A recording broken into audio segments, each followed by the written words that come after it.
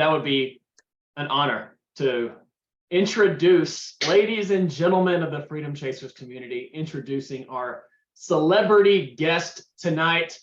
So he didn't start in real estate.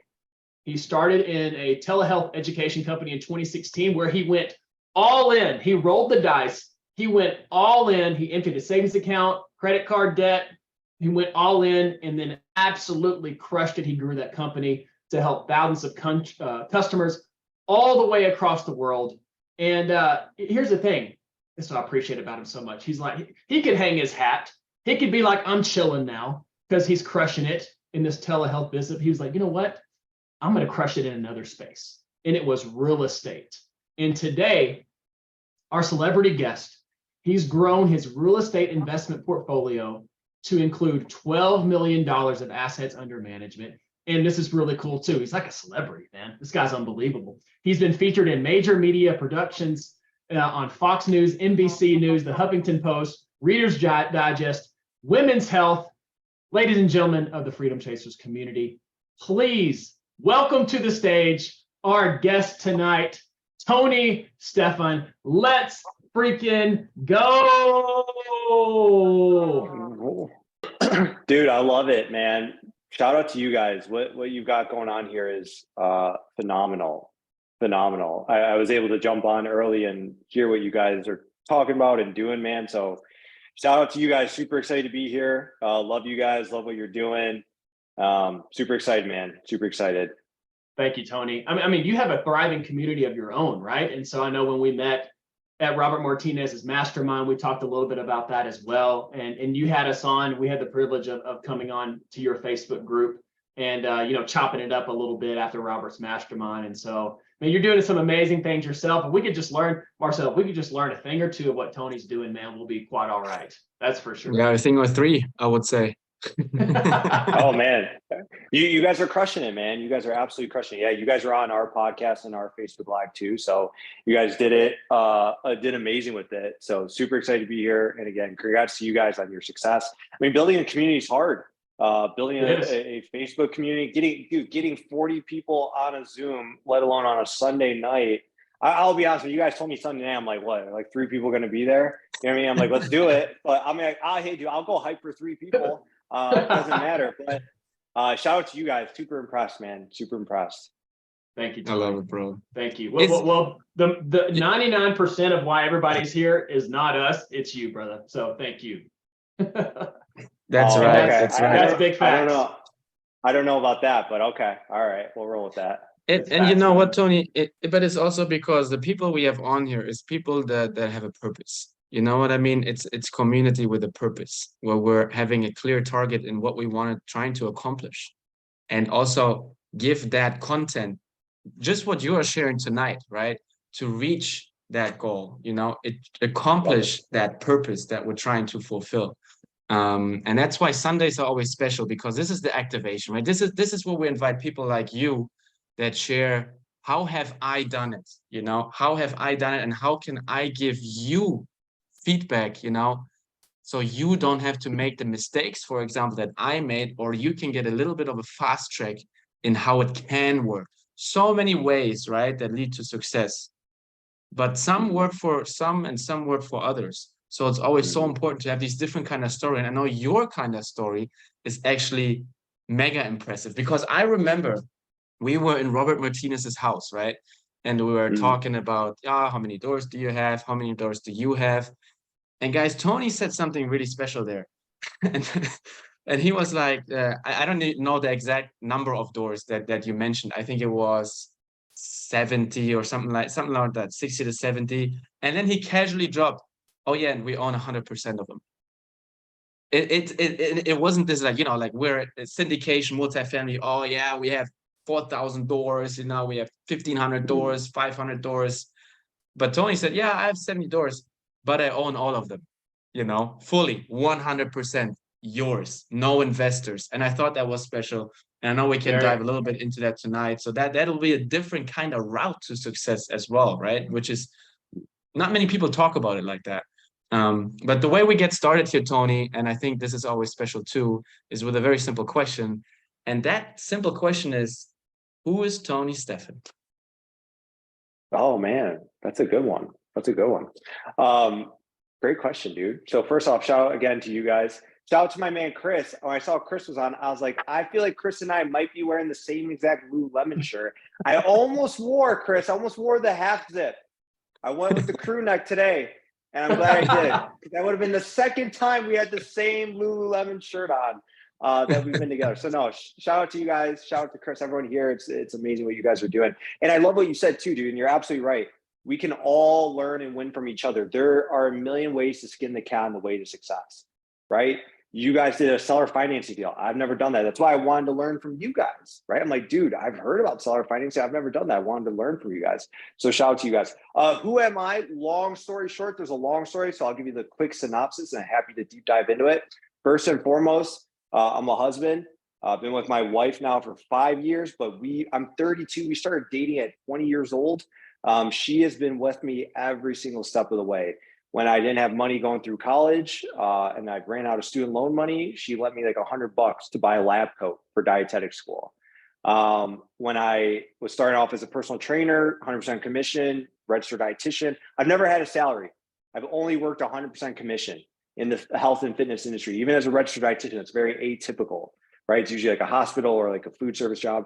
It was 100% commission. She fully supported me. When I told her in 2016, I'm quitting my job where I'm making 90 grand a year. I'm taking the 10 grand I have. I'm using the rest on a credit card. I'm hiring this business coach in California. I'm going to do online nutrition coaching. Before online nutrition coaching was cool, she was like, I'm with you. And when I'm like, we're going to take our money and we're going to go buy this house in Royal Oak, Michigan. And trust me, it's going to turn into something special. She's like, I got you. So I'm a husband first. I'm Christian. I am a registered dietitian by trade. I still have a registered dietitian business. And just like you guys and everyone here, I'm a real estate investor. So I love that. Amazing. Yeah, Tony. I mean, it's Andrea, right? Your spouse. Yeah. Andrea. It was great because she was at the mastermind as well, and it was just super obvious that you guys are such great complements of one another, and that's cool to hear how she's just been riding with you for that long through a lot of the downs, right? But of course, it's it's ups and the downs, right? It goes both ways. So that's fantastic here. I appreciate you showing love to her, man, tonight. If she's around, bro, feel free to have her pop in. She's around. She's handling business right now. Though. She's like, you go do this. I'm going to handle business. There you go. Love it. Yeah. So Tony, obviously, this is focused, for real estate investing, but you had a journey before that you launched into the whole world of entrepreneurship. I really like for you to unpack the scenario where you went quote unquote all in, right? You rolled the dice, you went all in. And I mean, it sounds like that was a pivotal moment for you, but could you just unpack that circumstance for us, man, and enlighten us what happened there? Totally. Yeah. Great question. I think the only constant in business and life is change, right? So like my whole life from like age 18, I wanted to be a personal trainer and dietitian. Long story is I lost my mother to drug addiction at a young age. Fitness really saved my life. Fitness was my outlet. My dad taught me how to do weight training and like some nutrition things and, exercise is a way to have a positive outlet. So I wanted to help others. So my whole life, that's all I wanted to do. I came out of college, 23, registered dietitian, personal trainer, took a job at Lifetime Fitness, struggled a little bit initially, but I really was able to take off. It was all sales and then sales and service, right? I did really well there. I was 25. I was a regional manager. So I was in charge of 7 clubs. I was making about 90K a year. So I was doing great. I had it all, man. I had a Cadillac. I had a nice office. I had a nice apartment, right? I felt like I had it all, but I could just kind of feel things were going to change, right? And this is where I really want to teach from my story. Guys, complacency is the enemy to success, right? And the only constant in business and life is change. I felt like the field I was in, nutrition, fitness, we call it telehealth, right? Because technically I can do like medical nutrition therapy, right? It was moving online, right? I saw Facebook really taking off. I saw Instagram was really new then. That was before Instagram video. Facebook Live just came about. And I'm like, we can reach people. I was in this little city called Novi, Michigan. I'm like, you can reach people from anywhere with this ability of the internet. And I'm like, I see people doing online coaching. I think this is the thing of the future. I don't think people are going to want to drive to a gym to see a dietitian or drive to a hospital and see a dietitian. I think they're going to want to see their dietitian right here. So I found a mentor who was doing it and was teaching it. I studied him. I studied his success. It's another big thing. Success leaves clues, right? In life, you're gonna spend one of two things. You're gonna spend your time or you're gonna spend your money. I'm gonna spend my money all day long because money is infinite, right? We print this shit. It's not even real, right? We all know the power of debt, right? That's right. But, that's right. But new entrepreneurs, and we're all entrepreneurs here. If you're in real estate, you're an entrepreneur, man. We want to spend our time. Time is the most finite resource you will never get back, right? $30 million doesn't buy 30 more minutes on God's green earth, right? So I used my money to buy back my time by finding a mentor, hiring him from the get-go, and starting up. So in 2015, I hired him.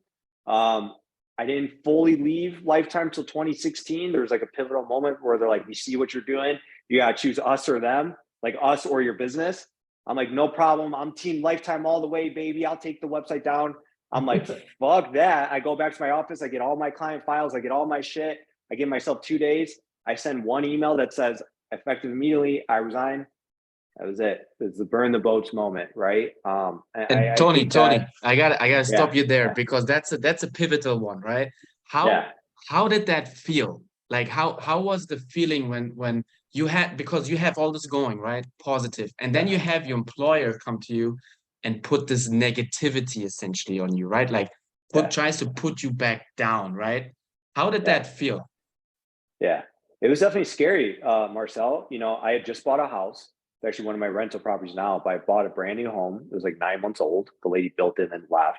So I had a mortgage, right? I had that caddy. I had to go get the caddy, right? It was not smart, but I had the caddy. I had liabilities, right? I didn't know all this. I didn't know assets to pay for your liabilities. I just was like, oh, you know, we grew up broke, man. We were on food stamps.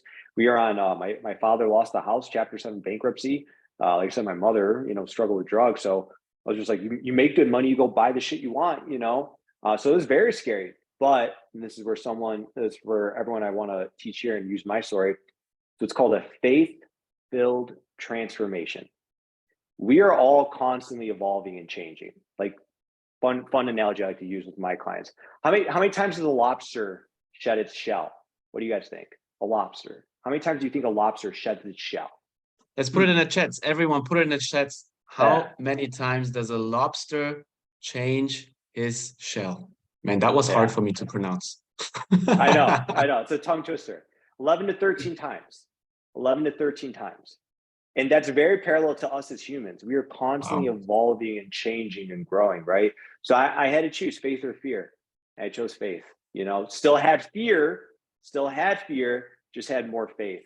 And I just kind of had the analogy and just the mindset. And I think everyone else here could probably resonate with this. I'd rather fail going for what I wanted because I knew if I failed, I could learn and get better. I had time, right? Versus just living and wondering what if. So it was a scary moment, but it was the best thing that ever happened to me, truthfully. And you made a quick decision, right? You said, what was it? Two days or 2 hours? 2 days? Well, I went back to my office. I had clients waiting for me. I had enough time to get all my client information. So I was going to try to take them online. Right. I pieced out, you know, that was it. So 2 days. Yeah. Maybe that's exactly what you needed, right? Maybe you were already at that point probably, right? Where that was the next step for you anyways, but that's the scary part, right? Where you're a little bit anxious about doing it and you need that little positive, forceful push, let's call it that way, right? That pushes you in that direction. Wow. Yep. That's it, brother. You got it. So yeah, guys, you have to have faith in yourself. You know, when you invest into real estate, you are starting a business. I didn't realize that in the beginning. Whether you have one house or 100, it's a business. If you treat it like a hobby, it's going to perform like a hobby, right? But it is a business. Stocks is a hobby. Crypto is probably a mistake between all of us. But if someone does it, no offense. Real estate's a business, man. It is a business. So you have to have faith in yourself when you're running a business. Absolutely. No one will believe in you, especially for you guys who raise money. No one will believe in you if you don't believe in you. Right? That's true. the key to making anyone feel any type of emotion is to go first. So if, like you guys, when you started, there's so much confidence, so much energy, so much passion. Like if I'm a potential investor, I'm investing into that passion and that energy, right? So if you guys don't believe in you, no one will believe in you. So. And that's why confidence is so huge, right? And confidence is being gained by taking consistent action, right? Consistent movement, week by week by week, because it builds on one another. It builds on one another, and the more confident you get because of these small wins, right? You're not gonna close that deal in 2 weeks. You know, you get excited, right? Get excited. And then you think, I'm gonna close this deal, but it's not gonna happen in 2 weeks, man. You need a little bit more or more smaller wins on the way that lead you there, right? Amazing. Tony, tell us, you quit Lifetime, right? You said, screw you guys. Thanks for the push that I needed. Amazing. Appreciate you. Thank you. You should send them a thank you letter nowadays. I'm a member still, so I do. I pay them every month because it's a great gym. You know? So. I love it. So what happened then? So then you went back, you went all in. What happened then? Yeah, the first year was a struggle. First, another lesson. Most people overestimate what they can accomplish 1 year in business, but underestimate what they can accomplish in 5, right? And that any business, real estate investing, online business, whatever. So first year was a struggle, man. Barely got through. I took a lot of my clients in person who were still in person. So I kind of did that to make cash. I was engaged and I was doing a men's physique show. So it's like a 20-week contest prep diet. So like I had all sorts of hormone issues going on, you know, it was intense, but it taught me perseverance. It taught me delayed gratification. It taught me never to give up. And it taught me the mindset of planting seeds, knowing they will grow in the future, much like real estate, right? Real estate's not an immediate cash flow, especially if you're value add real estate, right? First year was a struggle. Second year, we started to take off, started to get some momentum, started to learn from my mistakes. Things started to, come together. I think we did like 250K. Every year since then, it was, over $1 million. And I say that, not to impress anyone, but to impress upon you. You just stick with it, man. And again, crazy things can happen. We overestimate 1 year, but we really underestimate 5. Now it's a multi-million-dollar business, 20 countries, no ad spend. So it's all organic. Wow. Like it's so niche, we couldn't run ads. You know what I mean? So it was organic, much like you guys, passion driven, events, webinars, we ran events from New York and California and Florida, just really like leading it and driving and building it and building community. So yeah, it took off after a few years. Amazing. Congratulations, brother. Congratulations. Yeah, thank you. And even after all that success, right, you're absolutely crushing it. So what was the moment? What was your thought process when you shifted? And maybe you didn't shift, maybe you added to what you were doing, and that was real estate, right? So where did that come into play, and kind of unpack the beginning moments of that for us? Yeah, man, great question. So I was crap at 28 years old. I was crap. I was cash rich, asset poor, right? Okay. And I started to discover this when COVID happened. So my wife and I rented a house in Newport Beach, California, because we're from Michigan and it's cold here, right? So we rented a house in Newport Beach, California. All is good. Then March 20th happens. Everything shut down. I mean, we're like on Newport Beach. Like they come and barricade the beach and lock it up and whatever. Online education boomed. My business boomed, but it taught me a valuable lesson. The only constant in business is change. I mean, who would have thought something from across the globe would come in and literally bring the US economy to a screeching halt, right? It scared me, but it created awareness. Awareness always precedes change, right? Awareness always precedes change. I was aware, guys. What's the worst number in business? What's the worst number in business? I know I'm asking you guys questions. No, that's good. A conversation. Yeah. It is. What's the worst number in business? Tiffany says 0 in the chat. Honestly, I was going to say 0 too, but I feel like that's too. I don't know. I feel like it's something besides that, man. Yeah. I don't know. It could be 0, but the worst number in business is usually 1. I have one way to make money. I have one sales team member. I have one funnel. I have one way to get leads, or like you guys, I have one person to raise capital from. Because guess what? That one person changes or leaves or whatever, you're done. I had one way to make money. It was a lot of money. It was a lot of money. But I had one way to make money. That scared me because I saw if like anything happens, you're done, right? The people who own a restaurant or whatever, we're done. So we're in California. I'm renting this house. And I had heard about real estate. My business coach and mentor, he owned a couple of single family properties and he told me to go into real estate and think about it. And I'm like, no, my name's not Rockefeller. My name's not Trump. Like, you know, people from where I'm from don't do that limiting belief, right? And then I read a Grant Cardone book and it kind of all just came full circle, right? Because we were also having another problem. We were earning a high income, but we were paying a lot in taxes. So that was like the gateway, right? COVID, I'm paying, I'm like, oh my God, I'm renting this beautiful house. We're paying rent to somebody, right? They're collecting income. They say the wealthy use real estate to defer taxes. So I'm like, okay. So that just began all the education. Again, awareness precedes change in self-education. Formal education will make you a living. Your self-education is what will make you a fortune. So that started, called up an agent in Michigan. So let's start looking at houses. We came back, started looking at houses, and that's when we bought that first rental property. And then it kind of like snowballed from there. Man, I love that. That's amazing. And I think it's interesting how you say that, you know, in terms of cash, you know, and one way, because I always hear from people, money comes and money goes. The question becomes, where does the money go? You know? Yeah. And I mean, if you have a business that produces income like your business, right, which is providing a service essentially, right? You provide a service in your business.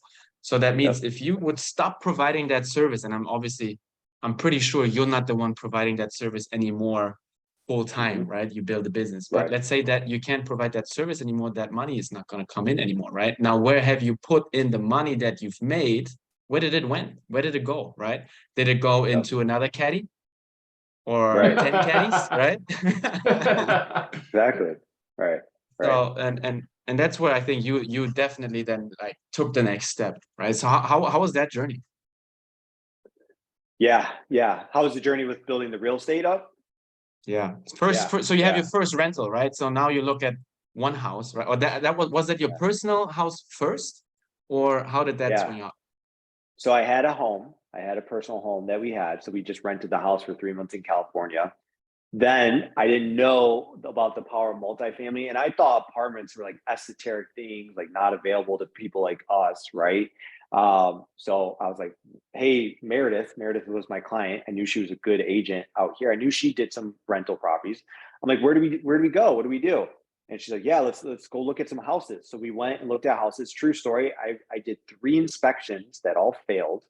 So I was like negative, like $6,000 for inspections and things like that. Totally not used to this because my online business was very cash flow heavy and low overhead. I mean, a phone and the internet, you know what I mean? So we bought the first house. So finally we got one and we put the tenant in. It was in such a good area.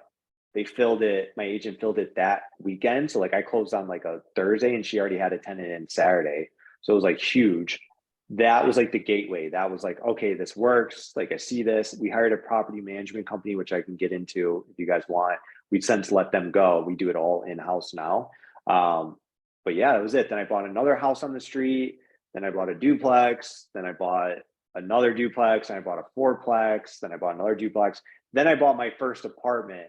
And that's when shit really like opened up for me. You know what I mean? What happened that's there, when Tony? I was like, what happened there? Why did you go from like a duplex squad to a smaller apartment complex? Like, because for everyone on the call, right, 1 to 4 units is considered residential, right, and gets appraised residential. It's basically based on comps across the street, so to speak, right, for the most part. Now, when you get into your 5 and up, that's where your commercial loan essentially, right? This is where the valuation is legitimately based on your NOI and all that stuff, right? What made you make that shift? Two things. Number one, I was about to max out my Freddie Fannie loans. So you can only have 10 residential mortgages in your name. And I was getting like 3% debt, 4% debt. It was good, but it became harder each time because when you buy a residential property, 1 to 4 units, they look at you as the primary source of repayment. And someone asked in the chat, like, how did you get there? My debt to income was so high. I'm sorry, my debt to income was so low. My income was very high. Our personal expenses were very low, right? Very, very low. And we strategically did that. And we had saved before we bought our first property. And again, if I knew what I knew now, I would have gone faster. We had over $1 million in the bank just sitting there. You know what I mean? From saving, living below our means, growing the first business, right? So that's why I said I was cash rich, but asset poor. I only had my house, which you could argue is a liability, right? So I was maxing that out. I saw every time I got a loan for a duplex or a quadplex, it got harder and harder. They're like, why are you accumulating so many of these 1 to 4 units? It got tougher each time, right? They asked more questions. They wanted to see more documentation. So I looked at how do you scale? What do you do once you get 10 mortgages in your name? We looked at putting some in my wife's name, but it was going to be the same thing. Then that's when we started to read and study multifamily. Okay, multifamily is a business, NOI, right? Income minus expenses equals NOI. That's how it's valued. Those single family homes, they're valued off comparable sales. It doesn't matter if my fourplex makes $40,000 a year and your fourplex makes $20,000 a year. It goes off the market and the comparable sales. I don't like that. I'm a businessman. I'm an entrepreneur. I like to know if I increase profit and I decrease expenses, I want to increase the valuation. There you go. Yeah. So that, and then when I realized, because I looked at my credit report, right? And it's like mortgage. I talked to commercial lenders and they're like, you will form a new LLC and that will carry the debt. I was like, excuse me? They're like, yeah, you will guarantee it because they're smaller deals, but we look at the property as the first source of repayment. And it's business debt in your business name that will not go on your credit report. I'm like, how many of these business debts can you have? They're like, as long as you have the cash flow and the net worth, unlimited. I was like, I'm sorry, how many? They're like, unlimited. That's so right. That was green light for me. So that property, it was the only apartment I bought on market. We own 7 apartments now. We're under contract for an 8th. All off market, but this one was on market.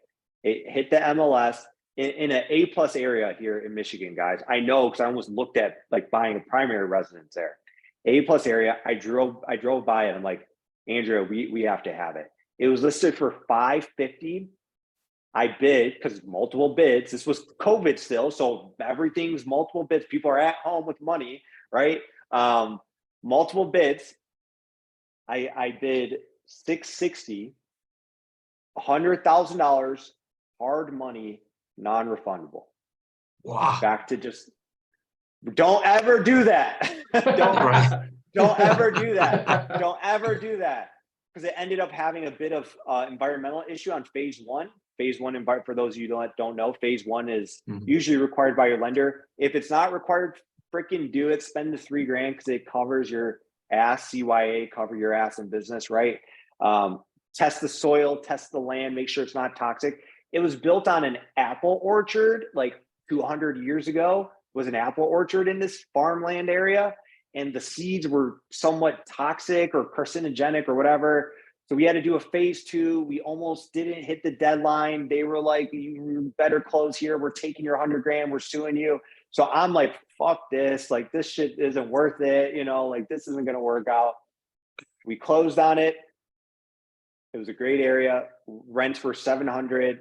They're at $1,250 now. It appraised earlier this year. So I bought it for $660. And 2, guys, and this is where it's important too, don't listen to anyone else.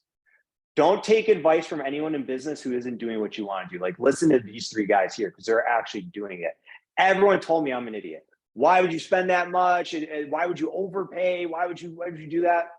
It appraised earlier this year for $1 million. Took all my original capital out, almost doubled my original capital. Did a cost segregation on it in the beginning, took a $125,000 tax credit.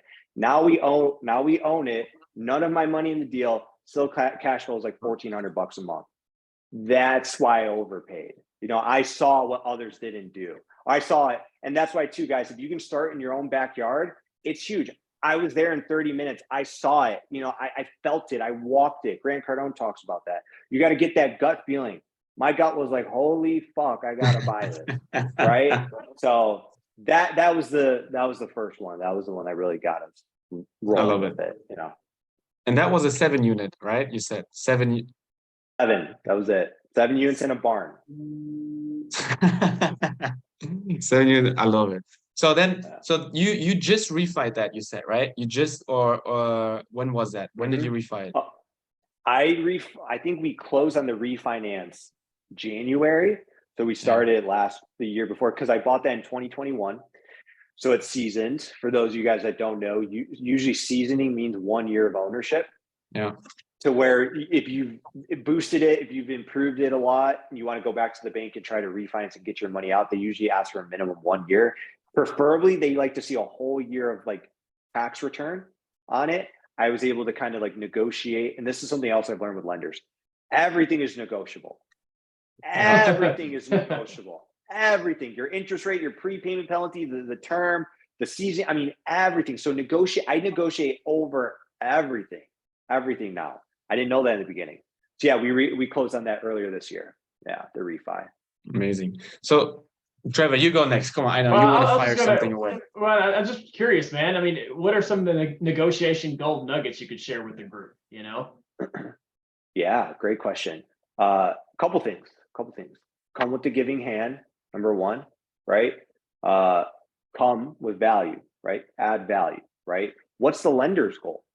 Come to find out, lenders don't like people who buy, like especially small community banks, which, you know, our biggest deal we're doing is this 56 unit. It's 5 mil, right?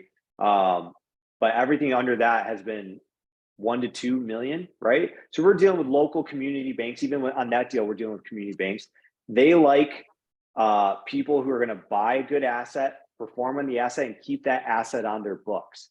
Lenders get audited every year. I didn't know this. Every loan the lender has is audited, and it's rated on a scale of 1 to 10 on a risk level.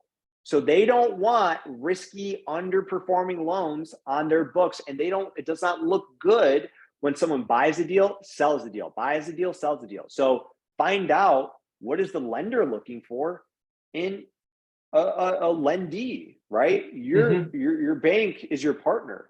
They're the best partner in the world. They put up 80% of the loan and they get their little spread. They don't, I mean, literally think about that from a business partner perspective. What business partner in any business is going to give you 80% of the money and take 3% of the return? You get everything else. Yeah, none. So I love the bank, right? I love the bank. So always always come with the giving hand, create a win-win situation, leave a little meat on the bone for the seller. I've learned that. I used to kind of come in and just want to dominate and just want to like kick them in the dick and then kick them again and like make sure they knew I got the best deal. I've learned, leave a little bit of meat on the bone. Let them feel like they got a little bit of a good situation to find out what's important to the seller. Like this seller for this 56 unit, he has not sold in 25 years. He owns it outright. Their family owns it, no debt on the property. So I said, what's important to you? What do you need? Quick, easy, close, smooth process. We're 1031 this and 1031ing this into less management intensive industrial. Perfect. So I need to be quick, easy, right? And do that. And number 3, keep your word. Keep your word. Your word is everything, right? People find out, it's a small circle. It really is. Unless you're in like New York City, right? But it's a small circle, man. And people find out, brokers learn about you. I've had brokers contact me. They say, I saw you bought this. I heard you closed, you came through. What are you looking for, right?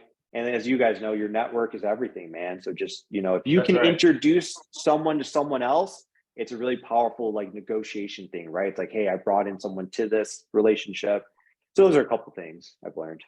That was solid, Tony. I didn't know about, you know, the banks getting audited on, you know, the mortgages they have out there. So that was really insightful. And I know we have a question in the chat, Rocky. We're going to open it up for Q&A here in about 10 minutes. And before we get there, Tony, we definitely want to unpack the new deal that you have going on that you're under contract for. But I'm just curious with those acquisitions, those multifamily acquisitions, was the capital, did it come from your active income, or did you do any refinances and deploy those funds? Did you do any 1031s? Like, what was that like? Great question. 99% of the capital was from my earned income, right? I believe in I kind of did it in a very simple way, right? I grew my earned income, I grew my business first, poured into that, right? I took the profits from that earned income, converted it into assets that produce passive income, right? Because we need both in life, right? Even look at GC, Grant Cardone. He's got that big old education company. He's not shutting that down anytime soon, right? He's got that earned income, but then he takes paper and trades paper for assets that produce income, but also tax benefits. Because anyone who's a high earner knows your biggest expense ends up being taxes, right? So we would save money, invest it, save it, invest it. I've sold 2 properties. I sold a house in Las Vegas I bought it for $540. Someone in 6 months offered me $610, all cash. I said, sure. I 1031 that. And we sold a duplex that was an upper lower, doesn't fit in my long-term plan. We are looking at moving off from our single families completely. Made my money, I've done well with them, but they feel more like parked money versus multiplied money, right? Because they weren't flips. They weren't like big, like doubled my money on. I'm not in Arizona or like a Tennessee that their appreciation is so high. You know, they're doing good, but it's slow. So I feel it's parked. So we would only 1031 exchange. Big believer in that. Keep the money in the portfolio to grow. And then we did the one refinance, and we're under a refinance right now of 20 units that I bought as a package. So that would be our second. Yeah. So Tony, when you said you're going to 1031, you said one of your duplexes or one of your single families, what'd you say? Yeah. So that Las Vegas house, I 1031'd it into a 16 unit. And then I sold a duplex and I did 1031 that as well. Yeah. Into what? Apartments. They were all into apartments. Okay. Different apartments that we bought. Yeah. Okay. Yeah. I have on the back of my mind a couple of single family home rentals that I have. And I'm just like, okay, it's not quite on the situation of park money because we're talking about in Austin, Texas, right? Which is super hot. But at the end of the day, it's going to be a situation where, hey, I want to put that money in a multifamily, man. Dump those assets, like GC says, right? Get rid of your trash. It's not trash to me yet, but soon enough it will be, right? And you know, obviously a 1031 would probably make the most sense. And I guess I just wasn't quite clear if you could actually 1031 like a single family home into an apartment complex, but it sounds like you can. As long as it's like to like. So like on those homes, like you mentioned earlier, I'm 100% owner in my portfolio, right? So I could sell the house and trade up as long as I'm the 100% owner on each. If I had a partner on this deal, the partner and I have to sell and move it together, right? So that is a big thing. And something I challenge you to do that I did, look at your cash flow, look at your monthly cash flow, annualize it out from your single family, then multiply it over 10 years. Now, of course, it's going to go up, but just use where it is today, right? If you sold it today, could you get more than 10 years worth of the cash flow? That's where we're at. And we can across the board. So it's like, what would you rather have? Would you rather have $1 million today or $8,300 a month for 10 years? Give me the million today, because I know I can go turn that into 2 million and 4 million. You know what I mean? So it's all about your goal. I really learned when you build a portfolio, there are pieces on a board, right? I am always looking at my pieces of how can it's a chessboard. How can I strategically move these pieces to multiply and get ahead, right? So that's what we're doing. Solid advice. That's that Jedi stuff right there, Tony. Thank you, man. There you go. Love Tony it. the Jedi. Tony, let's look at it from a perspective where there might be some people, right, that don't have the business, right, that don't have that income. That doesn't mean you can't do it, right? So you can have your partners, private money lenders, whatever it is, because you're not yet, but you're not looking at your 120 unit deal, right, that cost you $15 million or so. You legitimately grew and leveled up step by step, right? You said single Right. family first, duplex, quad, seventh. Then Yes. I think, and then you were like what, in between 8 and 20, something like that, right? Yeah. So Yeah. so you leveled up. Can you tell us a little bit, about that process, like how you always went a little bit higher? What made you take the next step to go higher? Because number one, and then I want to do a follow-up question here too. Number one, obviously you could have stayed just with the sevens, right? You could have just continue and rinse and repeat, but you wanted more, right? You became more confident probably as well. And then where did you find the deals, right? You mentioned one was only on the market. What's your major acquisition strategy to look at these kind of deals, right? Because 20, 30, these are not the $15 million deals. These are like like you said, one to two, something like that one might be Yes. able to swing with a private money lender, with a partner that has a little bit of a deeper pocket. Totally. Man, I get asked that question all the time. So after we bought the 7, I bought then an 8 and a 12 together. So that's the 20 that we're refinancing right now. Then I bought a 12, a 16, and then 2 8s, right? All off market. It just was a snowball effect of networking. And like you asked, like, well, what if I don't have a business? Here's what I do want to teach you guys. You all have a brand. You all have a brand. Whether you're using the brand or not is up to you, but you all have a brand. You all have a social media. Social media is digital currency nowadays. If people know you, they can flow you, right? Grant Cardone. But if people know and like and trust you, they will want to help you get to your goals. That's why what these 3 dudes are doing, the 3 amigos here, is brilliant. Is absolutely brilliant. Who wouldn't want to help the guys who get, what did I say earlier? Come with the giving hand. Law of reciprocity. When you give, I want to help you. I want to get you to your goals, right? It's genius, right? So you have a brand. If you are a real estate investor, you need to be using your brand on social media. Social media is the business card. If you have a business card, I don't want to offend you, throw it in the freaking trash. Because that's what I do when I get them.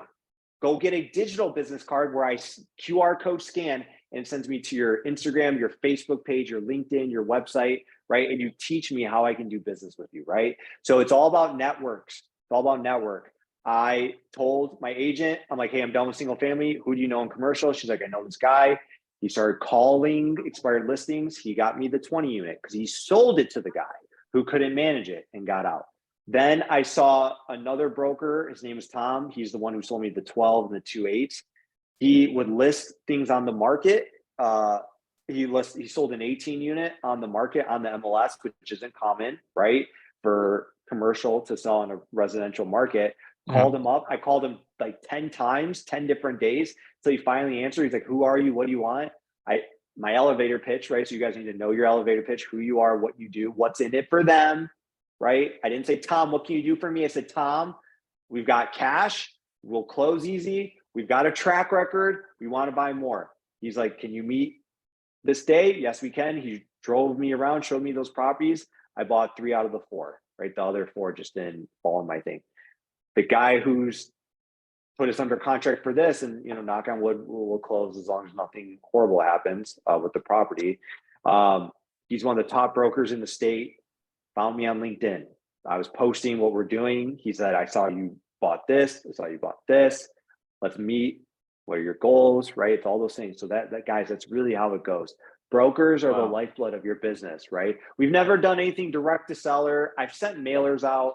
I've made some good connections with other investors, right? But brokers are the lifeblood. Like I said earlier, 1 is the worst number. So not one broker, it's like multiple brokers out there trying to find you deals, send you deals. And guys, if they send you deals, just reply back, give them feedback. Hey, this doesn't fit my criteria. Here's why, but thank you for sending it. Keep me posted if you find this. That helps tremendously too. So it's all through relationships. That's excellent. And just that's a quick plug for our broker talks, segment of the ecosystem tomorrow, 2 p.m. Eastern. You want to learn how to talk to brokers, source your deals. That's a place you can do it. That's right. That's right. That's it. Yep. Awesome. Want to open it up? Yeah, let's open it up for some Q&A, man. Raise your hand. We will spotlight you, and you will get a chance to engage Tony directly. Rocky, what's up, bro? Let's can you share your cameraman if you're in an appropriate spot? There you go, brother. Get you unmuted here. Yeah, I just closed it because I was just doing some work. So am I allowed to ask two questions? They're pretty related. I saying them both at the same time. Fire away, So, brother. Fire away. appreciate it. Tony, thank you so much for what a great presentation, man. We truly appreciate it. Will and I are literally texting about it, so thank you. Awesome. Two questions. I'm gonna make it quick so I don't take too much time. One is, do you use like money center banks, regional banks, or community banks? Once you answer that, what do you look in a building? Do you look for market cap rate, building cap rate, or like how can I add increase income or decrease expenses, or do you look in what is it worth in the future? Great questions, dude. Great question. So once you guys network with brokers, then you need to go network with lenders. Take as many lenders as you can to lunch. Buy them to lunch. Buy them to lunch. I'm telling you, because that's how I learned all this about what they look for, their risk score rating, right? All that. So Google top commercial lenders in my area. We do local banks. We did like Michigan State Credit Union, Frankenmuth Michigan Credit Union, Team One Credit Union. So we've used a lot of credit unions. We have used the bank, Dart Bank. So local regional banks, no bridge loans, none of that. Everything I've done is 80% LTV, usually a 2.4 to 3 point spread over the 5-year US Treasury, 25-year AMs, right? So no bridge loans, anything like that. 5 to 10 year terms usually is what I do. And then what do I look for? So again, I'm a bit of a unique, I don't want to say unique, but I look for what we need to look for, right? So first thing is, am I buying it below replacement cost, right? So when my insurance broker goes in and evaluates it, like my 16 unit, it would cost 2.4 million to build it new today. I bought it for 1.3. Perfect. Got it. So that's why I look for number one. Number two, is there value to be added? Because if there's not value to be added, I can't force appreciation, right? Number three, is in an area I would feel safe at, or my wife would feel safe at 9 o'clock at night meeting someone for the first time. Because if I wouldn't live there, I'm not going to personally invest there, right? And number four, is there cash flow today? Is there a little bit of cash flow today? But can I get my money out in 2 to 3 years? Once I get my money out, for me, I've got a free asset, right? I've got a free asset. So, and then some other things like the population trend and the poverty rating, like kind of your basics. But those are my criteria. Number one, am I buying below replacement costs? Is there cash flow today? Is it like a good, safe area that's going up in value? And how quick can I get my money out? Are rents low enough to where I can get my NOI up, get my money out of the deal in 2 to 3 years? So I've got a free asset, right? That my return's infinite. So that's for us. That's what we do. Awesome. Thank you so much. Truly appreciate it. Of course. Boom. Of course. Thanks, Rocky. Love it. Do we have more questions? If we don't have questions right now, I'm going to leave it some time and I'm going to do a little plug, because Tony was just talking about the power of social media, right? And, I always like to do this. You got to make sure, number one, let's show Tony some love and make sure that we're going to shout him out on our social medias, Instagram. And number two, here's if you want to be strategic about it, I'm sure Tony, I don't volunteer you right now, but I'm sure Tony will reciprocate that and we'll share that stuff, right? On his platform. 100%. And I guarantee you, Tony has probably a lot more followers than all of us together at this point. So that means you get exposed to another audience, right? A bigger audience. So again, people need to know you, so they follow you. So with that being said, get out your cell phones, guys. Cell phone right here, right? And here's what we're going to do real quick. I hope you all have your cell phones. I see your cameras, cell phones. Okay, I see some cell phones. Let's make sure we do a 3-second take here. 1, 2, 3. Okay, and then we take all a nice little photo here. And that is number 1, 2, 3. Photos, amazing. Love it. Love it. And that photo, guys, you're gonna go to your IG, ideally IG. Obviously, use whatever social media channels you're very, very strong on, or maybe not even yet. Go on there, say thank you, Tony, great guy. I mean, just say the truth, right? He freaking crushed it here tonight and threw so much freaking value at us. And and tag us, and then the people that you tag, they'll reciprocate that and they'll share that stuff. And now you get exposed, right? You get exposed to a bigger network, and your network also sees you taking action. Matter of fact, they see what you actually are doing. Matter of fact, I'll tell you a story right now. Even I'm here in freaking Germany, and I can tell you how many people I met, okay? Friends, family, whatever, that I rarely speak to, only when I'm here, and they say, man, I know what's going on with you. It's amazing. I follow you, everything. I know what you're doing. I know you bought this. I know you bought that. The Freedom Chasers, absolutely amazing. I love it. Do more of it. And I'm like, whoa, you never said anything. Yeah, I just like to follow you. Keep crushing it. I'm like, you're in freaking Germany, right? And you see what's going on there.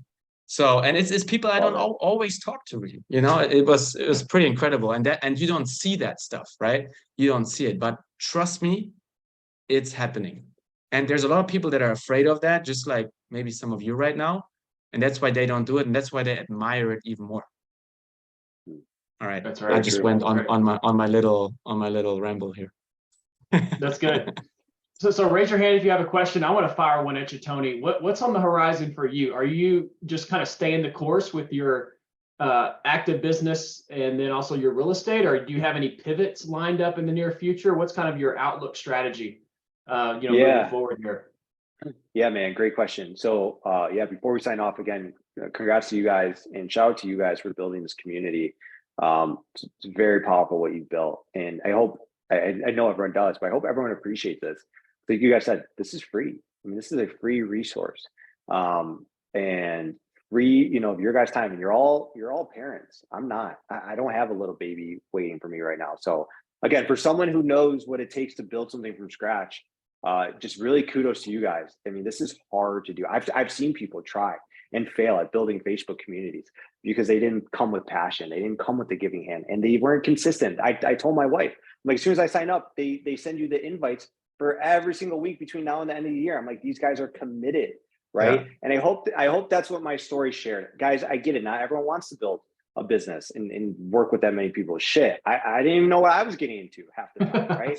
But I hope my story shared that if you just have a passion and if you commit to something, if you burn the boats and you and your family deserve something better than where you're at, right? We're put on earth for two reasons: to give and to grow. I mean, that's why these guys are doing what they're doing. They're giving and they're growing.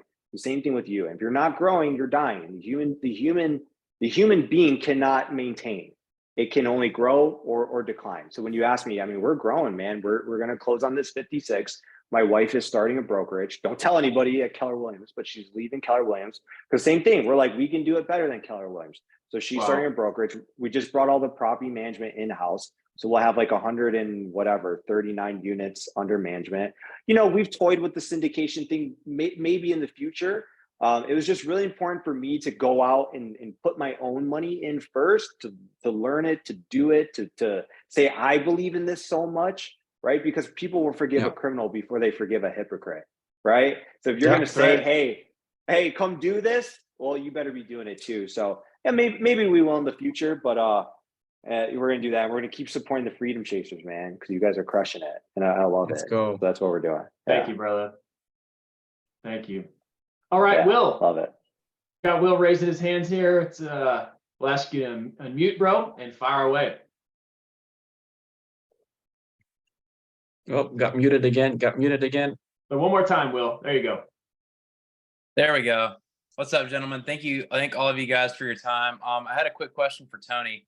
Can you talk about the progression of your mindset when you first started buying and then obviously scaling to where you're at now? Can you just walk us through kind of, your, I guess, progression and mindset during when you really started scaling and buying more and adding units to your portfolio? Man, that is a great question. Really good question, because I was even reflecting on this. In the beginning, it was just like, I'm crap. I'm cash rich, asset poor. So I'm going to go buy, houses, right? And if they rent and cash flow, cool. I didn't know about NOI. I didn't know about forced appreciation. I didn't know about cash out refinance and infinite returns. So then it was like, okay, well, if this one tenant leaves, I'm 100% vacant. So let's get a duplex. Then, okay, if one leave, right, let's get a fourplex. Try to just trickle up. What really shifted was once I learned the NOI game. and like what I'm sure these guys have taught you, the magic formula, right? For every $1 of increase in income, divide that by the cap rate. That's your valuation increase. Yeah.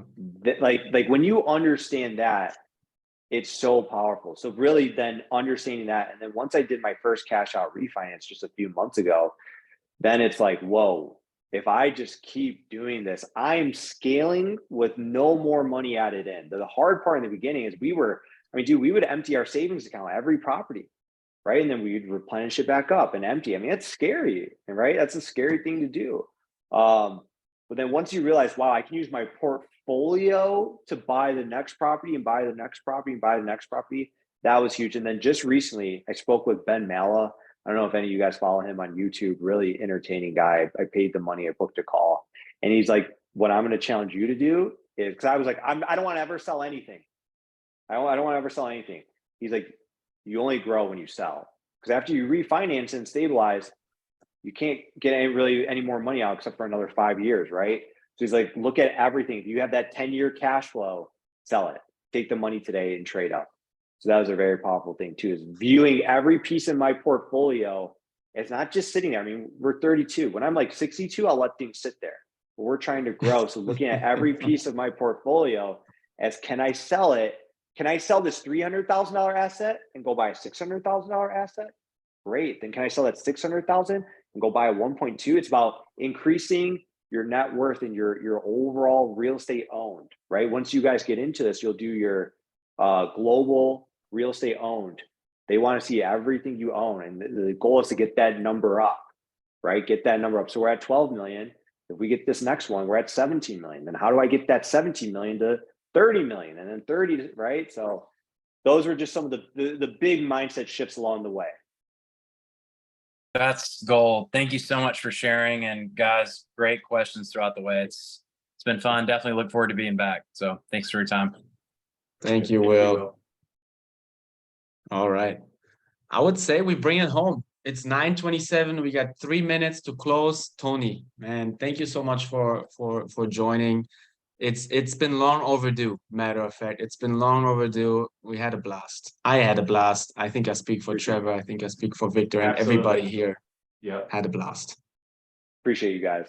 Killing it. Keep it up. If there's ever anything I can do for you, please let me know. And anyone listening, if there's ever anything I can do for anyone here, we're all in it to win. There's plenty of pieces of the pie for everyone to win.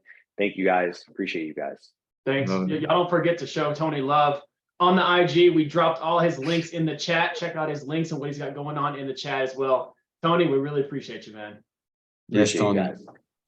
All right. Thank you, Until brother. next time. We'll see you. Till All right, next guys. time, bro. Talk soon. All right. Bye-bye.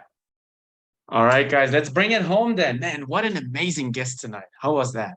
I must say, I must really say, you know, I mean, I enjoy it every time we're on here, but I must say, I really, really, really enjoyed tonight. That was a lot of fun.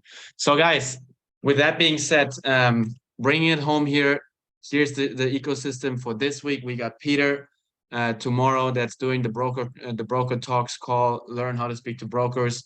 Tuesday, napkin underwriting here with Will, Aldo, and Ed. And then on Wednesday, I think it's Victor's turn again, right? Victor's turn with the advanced underwriting, guys. So it's going to be a week full of deep underwriting. And matter of fact, throw deals at these guys, right? We have an actionable time within those Zooms where we can go into your deals as well, guys. So send that over to these guys if you have something cooking, or if you just want to verify it, check it. Triple check it, whatever, poke holes in it, whatever the case may be, or just get it to the next step, right? Last but not least, again, Dealmaker Live, not there yet, bro, but close. But Sorry. Dealmaker Live, Dealmaker Live in Dallas, right? Just a quick reminder again, June 1st to 3rd. If you're wanting to attend Dealmaker Live with Michael Blank, let any of us know. We can send you that 50% off code. I think it comes down to only $300 when you have that 50% off code. For a conference of 3 days. Yeah, for a conference of 3 days, I tell you that's really, really low. And a Freedom Chasers meetup. And the Freedom Chasers meetup, exactly. That's obviously free, Right. as always. So keep that in mind. And am I missing anything, brother? Am I missing anything right now that we need to share? I would just say we go to this one. And then I Yeah, want to exactly. mention a little something right here after, Yeah, after exactly. we get done So announcing this. So before I hand it over to Trevor here, me as a German, I'm very thankful for this country as well, although I am in Germany. And so with that, we want to obviously remember and honor our fellow, I must say our, right, fellow soldiers also within the US here next Sunday. And to do so, we will take next Sunday off. Be with your family, guys, you know, spend that time with your loved ones. And we will be back in a couple weeks, but I know Trevor wants to share a little bit here as well. But happy Memorial Day from me here. I'm excited to be back in the country tomorrow. Brother, over to you. That's right. Yeah, I just want to say, mark your calendars. We will be back in action on the activation Zoom June 4th. We already have our guest scheduled, an absolute baller in the real estate space and an incredible person overall, super dynamic in every aspect of life. You do not want to miss June 4th activation Zoom. So back to you, Marcel. That's all I wanted to say. Love it. And obviously we'll make sure that that gets communicated to all of you. Super excited for that as well, but also looking forward to for 2 weeks here, go full circle and spend some good time on an extended weekend with the family. Because remember, number one priority amongst everything is always the family over everything. So with that being said, I'm gonna say happy Sunday night. Go crush it this coming week. Let's move the needle one more step. And you know, we always leave with high energy. Trevor is pushing up the volume here. So with that being said, peace out, guys. Let's turn on the music here and see you in 2 weeks on this Zoom again. Peace out.